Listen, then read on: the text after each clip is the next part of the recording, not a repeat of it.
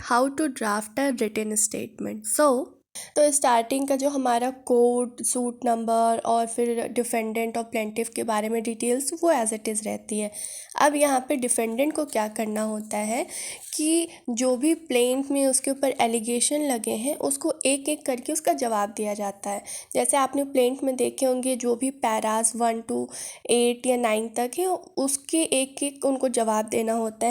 याद रखना होता है जो हमारा डिनायल होता है वो स्पेसिफिक होता है, इवेसिव नहीं होना चाहिए।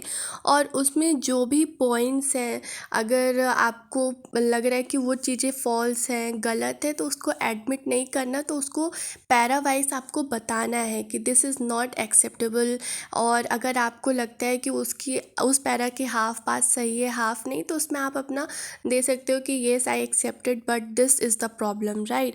और अगर आपके पास कोई चालान या उससे रिलेटेड कोई एविडेंस है, आपको वहाँ पे शो करना होगा कि अटैच किया है। और एक चीज़ इसमें इम्पॉर्टेंट होती है, कोई भी पैरा जो प्लेंटिफ ने शो किया है, अगर आपने उसको अटेम्प्ट नहीं किया तो यहाँ पे वो सुसाइडल माना जाता है। इसी वजह से हर एक पैरा को आपको देखना है, उसके लिए रिस्पॉन्ड करना है।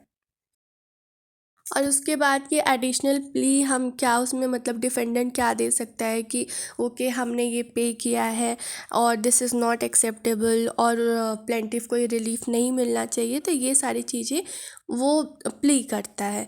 और लास्ट में उसे भी वेरीफाई करना होता है कि जो भी चीज़ें हमने लिखी हैं, इसमें हमने प्रेजेंट किया है, that is true to best of my knowledge, उसको ये वेरीफाई करना होता है।